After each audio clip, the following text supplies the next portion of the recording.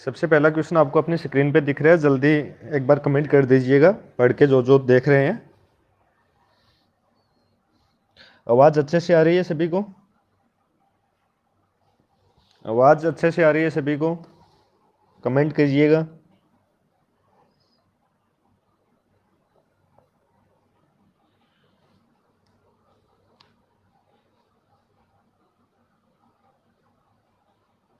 आज का अपना पहला क्वेश्चन हेमेटोलॉजी का।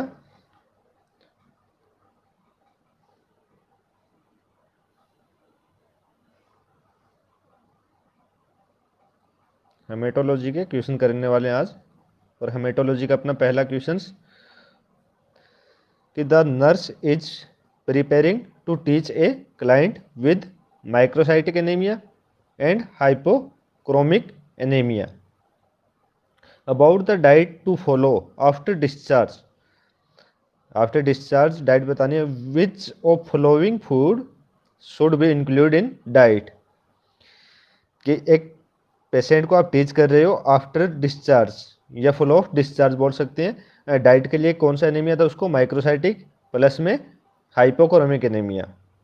तो आप उसको कौन सी डाइट है वो इंक्लूड करने वाले हो या उसके फूड में इंक्लूड करोगे। तो पहला ऑप्शन है एग, उसके बाद में लेट्स, उसके बाद में सिट्रस फ्लूइड्स, उसके बाद में चीज। तो एक बार फटाफट कमेंट करके बता दीजिए कौन कौन ऑनलाइन है।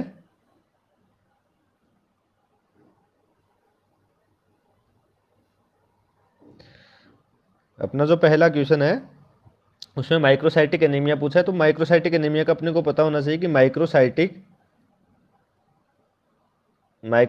प्लस में हाइपोक्रोमिक एनीमिया कौन सा होता है और क्या होते हैं ये हाइपोक्रोमिक। तो माइक्रोसाइटिक का मीन्स यहीं पे देखो कि माइक्रोसाइटिक यानी सेल का जो साइज है वो कैसा है? स्मॉल है। और एनीमिया में कौन सी सेल है वो होने वाली है? Affected RBC. तो आरबीसी का जो आरबीसी स्मॉल साइज में मिलने वाली है ये small RBC cell, small RBC cell. तो इसमें जो साइज होगा आरबीसी का वो आपको छोटा मिलेगा। उसके बाद में था हाइपोक्रोमिक। सेकंड कौन सा? हाइपोक्रोमिक। तो हाइपो का मीन्स था कम या लो या डिक्रीज बोल सकते हैं। क्रोमिक का मीन्स कलर से आता है। तो इसमें जो रहेगा वो क्या है कि जो कलर है आरबीसी का वो कैसा है? पार्लर कलर में है। क्यों? लैक ऑफ ऑक्सीजन की कमी से या लैक ऑफ ऑक्सीजन की कमी है उस वजह से उसमें हाइपोक्रोमिक देखने को मिलता है। अब ये जो माइक्रोसाइटिक प्लस में हाइपोक्रोमिक है ये कौन सा होगा? पहले अपने को पता होना चाहिए कि माइक्रोसाइटिक और हाइपोक्रोमिक दोनों कौन सा होगा। तो माइक्रोसाइटिक प्लस में हाइपोक्रोमिक की बात करें तो ये है आपका iron deficiency anaemia. Iron deficiency anaemia. तो आपका पहला क्वेश्चन कि आयरन डेफिशिएंसी एनीमिया के लिए डाइट पूछ रहा है। आयरन डेफिशिएंसी एनीमिया के लिए डाइट पूछ रहा है। तो अपने को पता होना चाहिए कि आयरन रिच सोर्स कौन से हैं। तो आयरन का जो इनमें से दे रखा है ऑप्शंस ए एक था तो एक होगा वो आयरन रिच सोर्स है। आयरन रिच सोर्स है। उसके बाद में आयरन रिच की अगर अलग से बात करें तो आपका ऑर्गन्स आ गए किसी भी जो एनिमल्स या मीट्स के आगे ऑर्गन्स और मसल्स। ठीक है। उसके बाद में स्वीट पोटैटो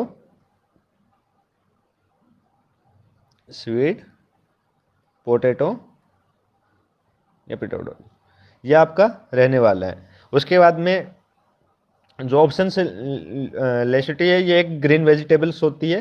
ये इसको सलाद बोल सकते हैं, सलाद पत्ता बोलते हैं हिंदी में। तो ये आपका नहीं है। ये आपके विटामिन बी 12 में मोस्ट कॉमनली यूज़ करते हैं और मोस्टली जो ग्रीन वेजिटेबल होती है उनमें यूज़ किया जाता है। ठीक है। उसके बाद में सिट्रस फ्लूइड है। तो सिट्रस फ्लूइड भी आपका विटामिन सी का मेन सोर्स रहेगा। चीज या सभी में देखने को मिलता है, मतलब अलग अलग है कि विटामिन सी विटामिन ए इन चीज़ों में रहने वाला है। तो यहाँ पे जो आपका आयरन डेफिशिएंसी एनीमिया था उसका राइट आंसर क्या जाने वाला है? एक एक जाएगा। क्योंकि इसने जो पूछा है क्वेश्चन में दोबारा देखना माइक्रोसाइटिक प्लस में हाइपोक्रोमिक एनीमिया पूछा है उसमें आपको डाइट बतानी है। तो आपको पता होना चाहिए माइक्रोसाइटिक प्लस में हाइपोक्रोमिक एनीमिया का टाइप कौन सा है। तो जो मोस्ट कॉमनली है वो आपका आयरन डेफिशिएंसी एनीमिया था। नेक्स्ट चलते हैं। नेक्स्ट क्वेश्चन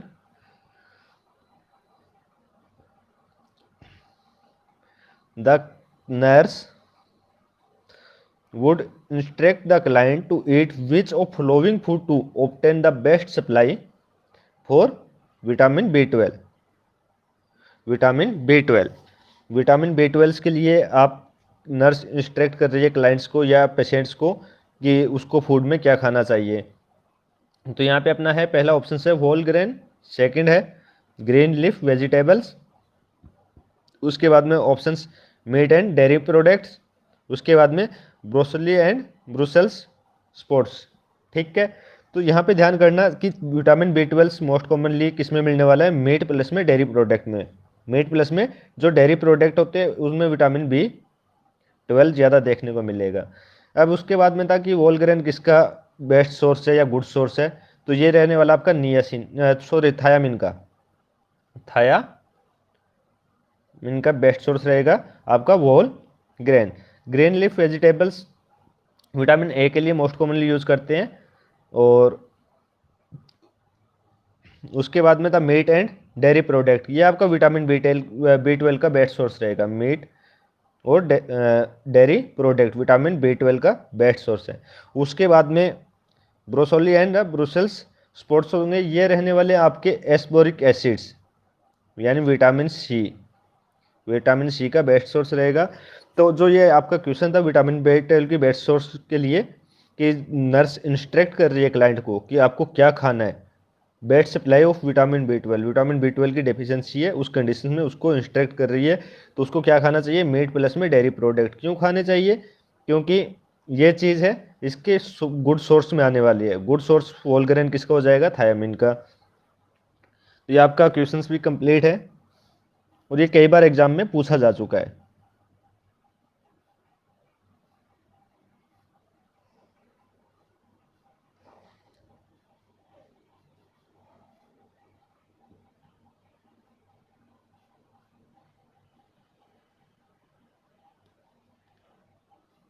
नेक्स्ट क्वेश्चन देखते हैं। The nurse is just admitted a nurse next question देखते हैं। The nurse has just admitted A 35-year-old female client who has a serum B12 concentrations of 800 picogram Pg/ml. Which of the following laboratory finding would the nurse focus the client's history on specific drug या alcohol abuse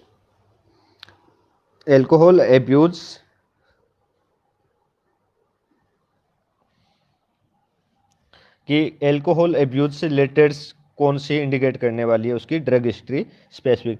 तो alcohol abuse में normally जो होगा folic acid आपको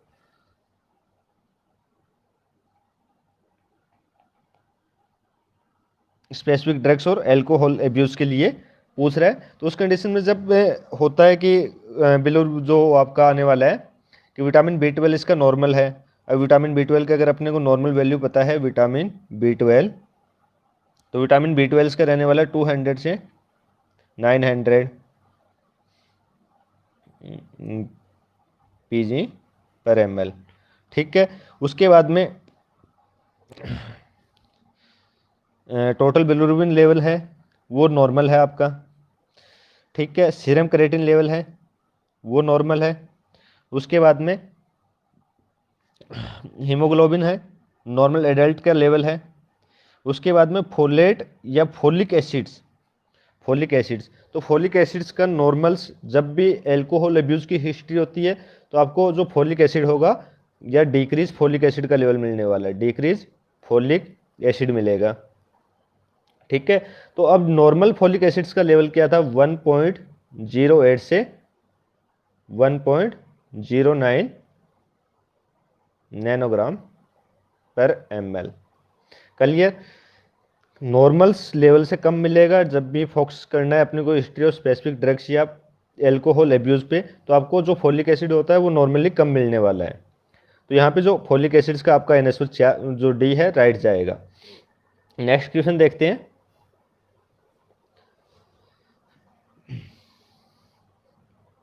the nurse understand that the client with pernicious anemia will have which disintegrations laboratory finding. Disintegrations laboratory finding. पहला है सचलिंग test is elevated, second है interesting factor absent, ठीक है। उसके बाद में सेडिमेशन रेट 16 mm/h, उसके बाद में आरबीसी 5.0 मिलियन। तो यहाँ पे आपका जो राइट आंसर रहेगा, जल्दी कमेंट करके एक बार बता दीजिए कि इसका राइट आंसर क्या रहने वाला है।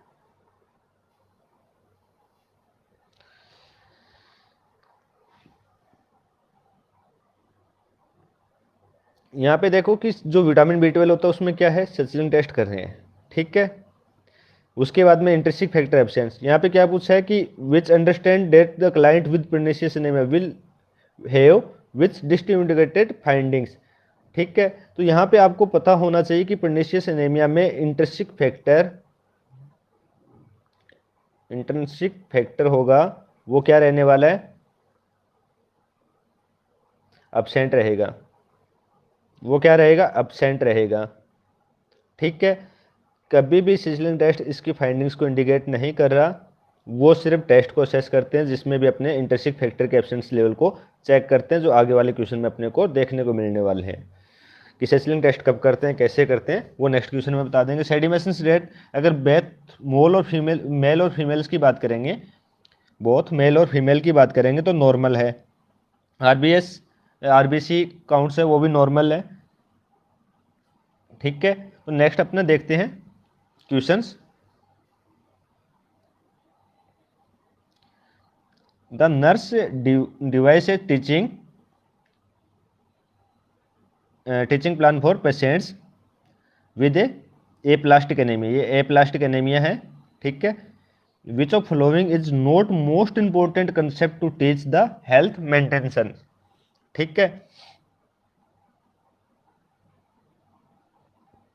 क्या पूछा है, following is the most important concept to teach for health maintenance. Health aplastic anaemia में पहला अपने को पता होना चाहिए कि एप्लास्टिक एनीमिया में क्या था, बोन मेरो सुप्रेशन हो रहा है। एप्लास्टिक एनीमिया में क्या हो रहा है, बोन मेरो सुप्रेशन हो रहा है। उस कंडीशन में क्या होगा, पैनसाइटोपिनिया देखने को मिलने वाला है।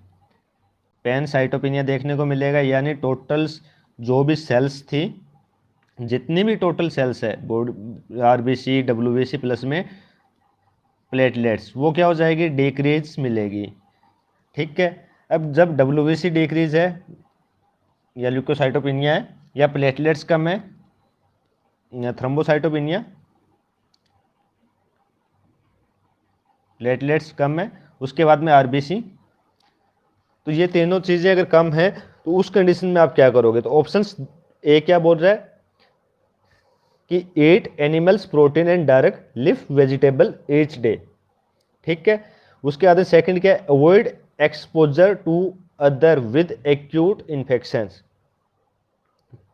सेकंड क्या बोला, अवॉइड करना है exposure to other with acute infections. उसके बाद में practice yoga and meditates to decrease stress and anxiety, ठीक है। उसके बाद में नेक्स्ट देखते हैं कि get 8 hour of sleep at night and take naps during day. तो यहाँ पे देखना, ये आपका है कि बोन मेरो सुप्रेशन हुआ है, अगर 8 एनिमल्स कर रहे हो तो ब्लड का प्रोडक्शन या ब्लड सेल्स का प्रोडक्शन ज़्यादा हो, ये ज़रूरी नहीं है, ठीक है। उसके बाद में क्या था कि मैंने कहा कि डब्ल्यूबीसी थे वो काउंट्स क्या हो गए हैं, डब्ल्यूबीसी के काउंट कम हो गए हैं, यानी ल्यूकोसाइटोपिनिया हो गया है। उस कंडीशन में आपको इन्फेक्शंस के चांसेस बढ़ जाते हैं, जब भी इन्फेक्शंस के चांसेस होंगे वो क्या हो जाएंगे, बढ़ जाएंगे। तो यहाँ पे क्या करना है, अपने को अवॉइड करना है एक्सपोज होने से, exposure to other with acute infections, यानी अदर इन्फेक्शंस होने के चांसेस भी बढ़ने वाले हैं। तो ये आपका राइट आंसर जाएगा। नेक्स्ट क्वेश्चन है, a client comes into the health clinic 3 years after undergoing a resections of the terminal ileum. क्या हो रखा है, रिसेक्शंस ऑफ टर्मिनल इलियम, ठीक है। Complaining of weakness, shortness of breath and short tongue, which client statement indicate a need for यहाँ पे देखना which client statement indicate need for interventions and client teaching. अपने को मोर इंटरवेंशन देनी है, कौन सा उसका स्टेटमेंट है जो उसको बोलेगा कि आपको बहुत ज़्यादा आगे इंटरवेंशंस की ज़रूरत है। यहाँ पे ध्यान करना कि ये जो है इलियम्स या टर्मिनल इलियम पार्ट्स होता है, किसके लिए मोस्ट कॉमनली यूज़ करते हैं? टर्मिनल इलियम्स क्या काम करने वाला है? अगर डेफिशिएंसी की बात करते हैं तो ये विटामिन B12 को क्या करने वाला है? विटामिन B12 को एब्जॉर्प्शंस करवाता है, यानी टर्मिनल इलियम ये एब्जॉर्ब करवाता है, एब्जॉर्ब करेगा। ठीक है, विटामिन B12 के एब्जॉर्प्शंस के लिए मोस्ट कॉमन साइट है टर्मिनल इलियम। तो यहाँ पे अपने को पहला हो गया कि टर्मिनल इलियम्स निकाल रखा है, यानी रिसेक्शंस ऑफ टर्मिनल इलियम रिमूव किया हुआ है। उसके बाद में उसको क्या हो रही है? वीकनेस, शॉर्टनेस ऑफ ब्रेथ हो रही है और शॉर्ट थ्रोट हो रही है। अब आप उसको कौन सा स्टेटमेंट है उसका जो इंडिकेट करेगा कि उसे मोर इंटरवेंशंस की जरूरत है या नीड फॉर इंटरवेंशंस है एंड क्लाइंट टीचिंग्स है। तो वो पहला क्या बोला है? I have been drinking plenty fluids. Important है कि प्लेंटी फ्लूइड उसको लेना है। उसके बाद में एक I have been gargling with warm salt water for my short tongue. Short tongues होती है, नॉर्मली अपने गार्गल्स का बोलते हैं ताकि कोई मोर इन्फेक्टेड ना हो या इन्फेक्शंस ज़्यादा ना हो, कोई भी अदर इन्फेक्शंस इन्वॉल्व ना हो जाए साथ में। तो ये भी उसका सही है। उसके बाद में कि आई हैव 3 to 4 टाइम या 4 loose stool per day. Loose stool अगर 3 से 4 बार हो रहा है, क्यों हो रहा है? क्योंकि टर्मिनल एलियम्स को रिमूव कर रखा है, एब्जॉर्वेशन नहीं हो रहा, वाटर का एब्जॉर्वेशन नहीं हो रहा या डाइट डाइजेशन नहीं हो रहा। उसके बाद में ये क्या बोल रहा है? I take a vitamin B12 tablet every day.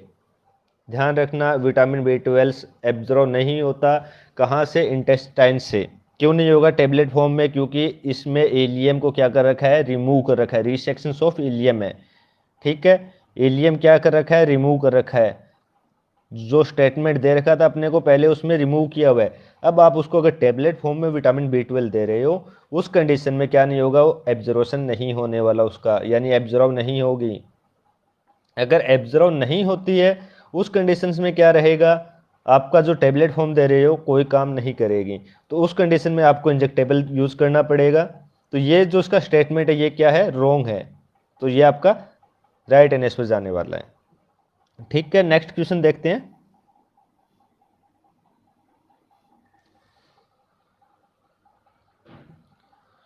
A vegetarian client was referred to a dietitian for nutritional counseling for the anemia। Anaemia के लिए अपने न्यूट्रिशन काउंसलिंग करवाई है डाइटिशियन से।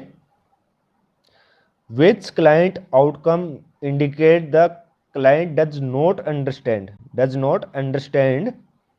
nutritional counseling, यानी इनमें से कौन सा आउटकम्स है उसको लग रहा है कि इंडिकेट कर रहा है कि वो नहीं समझा है। ठीक है, adds dried fruit for cereal and the baked goods. उसके बाद में cooks tomato best food in the iron pots. Tomato का बताया था आयरन सोर्स है, और एड्स ड्राई फ्रूट्स होते हैं वो भी इंपॉर्टेंट रहते हैं एनीमिया की कंडीशंस में, क्योंकि ये हार्मफुल नहीं होते या इंटॉक्सिक नहीं होते, इसलिए इनको यूज़ करते हैं। उसके बाद में एडवाइज विटामिन ऑप्शन सी है, ड्रिंक कॉफ़ी या टी विद मील्स, और ऑप्शन डी है आपका adds vitamin C to all meal. अब यहाँ पे ध्यान करना कि जो विटामिन सी अगर ऐड कर रहे हैं तो ये क्या करेगा? इंक्रीज कर देगा किसका? एब्जॉर्प्शंस को इंक्रीज कर देगा जो भी आप डाइट ले रहे हो। उसके बाद में जो आप इसका राइट आंसर है ड्रिंक कॉफ़ी या टी विद मील्स। ध्यान करना अगर आप टी एंड कॉफ़ी ले रहे हो, कॉफ़ी ले रहे हो किसके साथ में? विद मील तो ये क्या करेगा? इंक्रीज करती है टी और कॉफ़ी दोनों किसके? GI ट्रैक के मूवमेंट्स को या मोटिलिटी को। ये क्या करेगी? इंक्रीज करेगी गैस्ट्रोइंटेस्टाइनल जो ट्रैक है उसकी मोटिलिटी को, मोटिलिटी प्लस में करती है इनहिबिट एब्जॉर्प्शंस, इनहिबिट करेगी सेकंड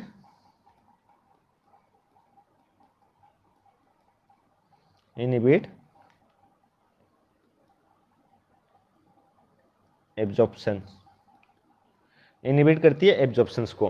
तो यहाँ पे आपका क्या जाएगा कि उसको यही बोलना है क्लाइंट्स को, आपको टी और कॉफ़ी के साथ में क्या नहीं करना है, मिल नहीं लेना है, या टी मिल के साथ में आपको कॉफ़ी और टी नहीं लेनी है। क्यों नहीं लेनी है? इंक्रीज ये मोटिलिटी करेगी, प्लस में क्या कर देती है, इनहिबिट एब्जॉर्प्शंस कर देती है, यानी जो भी आपने डाइट ली है या कुछ भी खाया है वो एब्जॉर्व नहीं होगा। क्लियर? नेक्स्ट चलते हैं क्वेश्चन।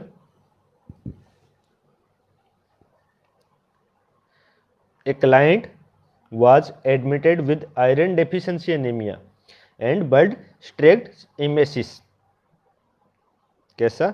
blood streak emesis हो रही है, ठीक है। Which of the question is the most appropriate for the nurse to ask in determine the extent of client's activity intolerance। Activity intolerance को चेक करने के लिए आप कौन से स्टेटमेंट के लिए जाने वाले हो? पहला है which activities were you able to do 6 months ago compared to the present।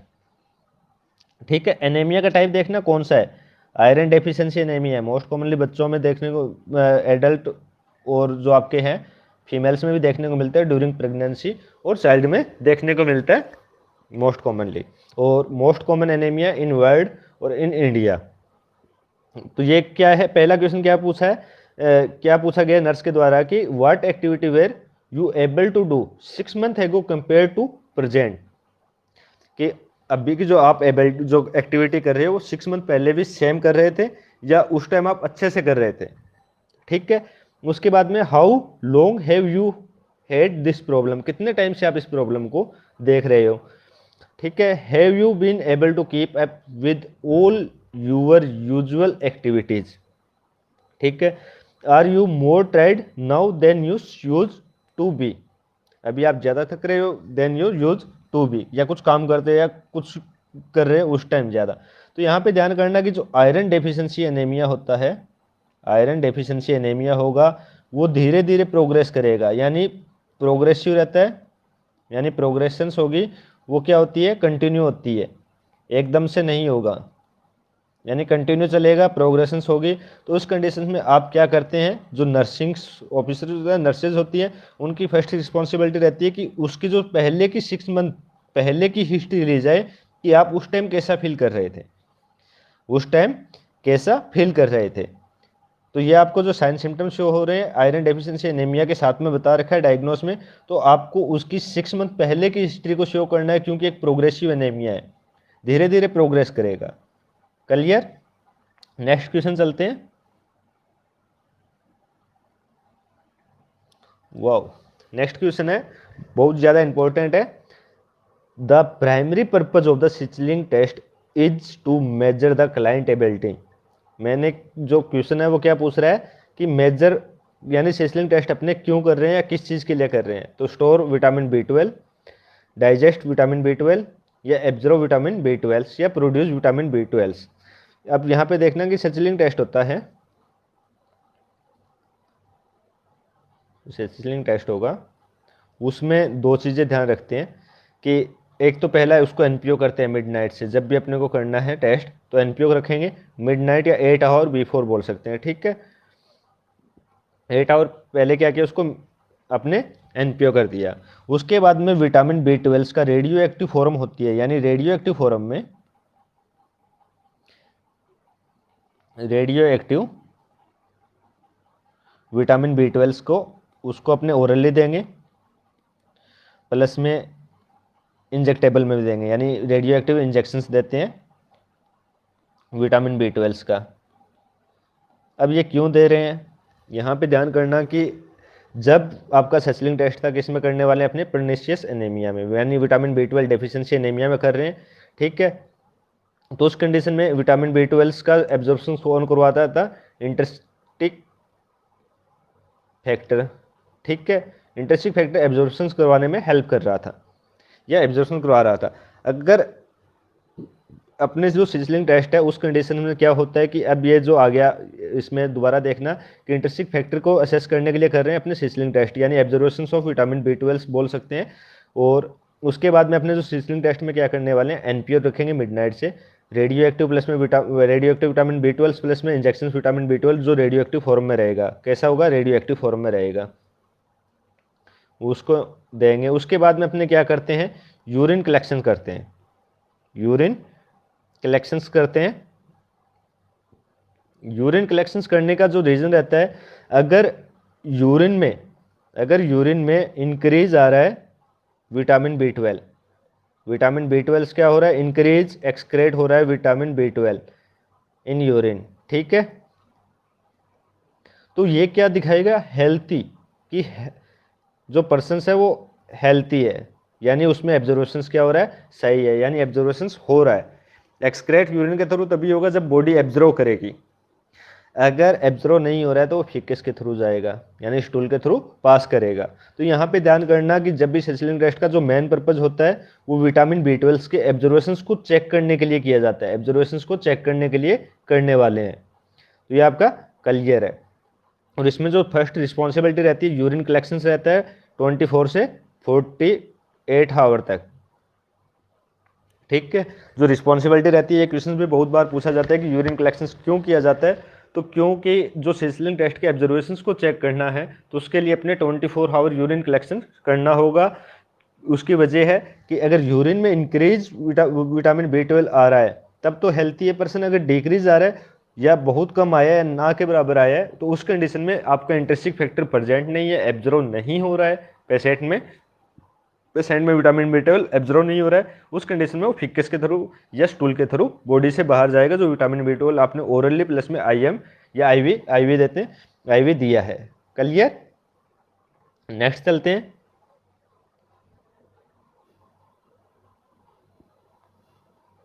Next question देखते हैं।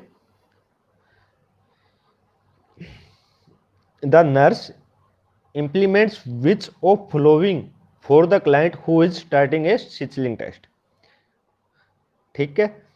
इम्प्लीमेंट्स, नर्स इम्प्लीमेंट्स पूछा है which of the following for client who is starting a Schilling test. उसमें देखना एडमिनिस्ट्रेशन मेथाइल सेलुलोज या starting 24 hours urine specimen या specimen collections. उसके बाद में मेंटेनिंग NPO स्टेटस। उसके बाद में स्टार्टिंग 72 आवर्स टूल स्पेसिमेन। तो अभी मैंने आपको बताया कि जब भी अपने स्टार्ट करते हैं तो उसमें सबसे पहले अगर जब अपने मिड जाने से NPO रखना स्टार्ट करते हैं पेशेंट को, वहाँ से जो टेस्ट होता है उसकी स्टार्ट नहीं होती। जब आपने पहली डोज दी ओरल, यानी ओरल विटामिन B12 दिया, ओरल विटामिन B12 दिया, उसके बाद में टेस्ट स्टार्ट हो रहा है। और उसके बाद में जो अपनी रिस्पॉन्सिबिलिटी है, जो नर्स की रिस्पॉन्सिबिलिटी थी, वो क्या रहने वाली है? एक बार जल्दी कमेंट करके बता दीजिए रिस्पॉन्सिबिलिटी क्या रहेगी। नेट वे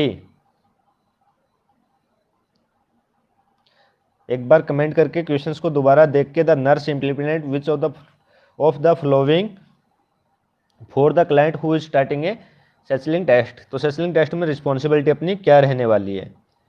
तो यहाँ पे मैंने आपको पिछले क्वेश्चन में क्लियर कर दिया था कि जब भी रिस्पॉन्सिबिलिटी की बात आती है, जो आपका सेचलिंग टेस्ट होता है, तो उस कंडीशन में अपना जो फर्स्ट प्रायोरिटी रहती है वो होती है यूरिन कलेक्शन। यूरिन कलेक्शन से अपनी फर्स्ट रिस्पॉन्सिबिलिटी रहने वाली है। तो यूरिन कलेक्शन है वो अपनी फर्स्ट प्रायोरिटी रहेगी। तो ये भी आपका क्लियर हो गया है। अभी जो अपने नेक्स्ट क्वेश्चन है वो अपने नेक्स्ट क्लास में डिस्कशंस करेंगे, जो आज नाइट में 9 से 10 PM के बीच में स्टार्ट होगी। राउंडेड अभी टाइम आपको बता दिया जाएगा क्लास का कि क्या टाइम रहेगा। उसमें भी अपने आज हेमेटोलॉजी के MCQ देखने वाले हैं, तो सभी रेडी रहना जो अभी क्लास देख रहे हैं वो सभी।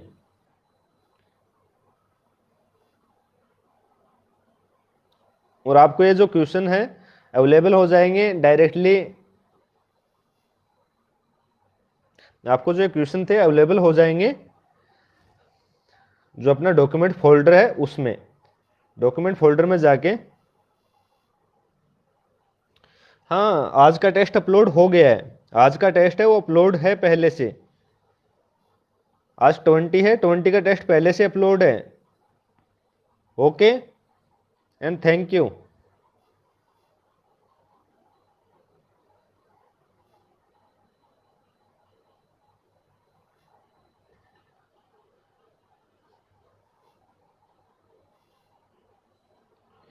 आपको टेस्ट शो नहीं हो रहा है तो आप एक काम कीजिएगा, अपनी एप्लीकेशंस को अपडेट कीजिएगा। एप्लीकेशंस को एक बार अपडेट करके देखो, टेस्ट आ रहे हैं अभी और अटेम्प्ट भी कर रखे हैं। अगर फिर भी कोई प्रॉब्लम आ रही है तो आप मुझे कॉल कर सकते हो या मैसेज कर सकते हो डायरेक्टली। ओके।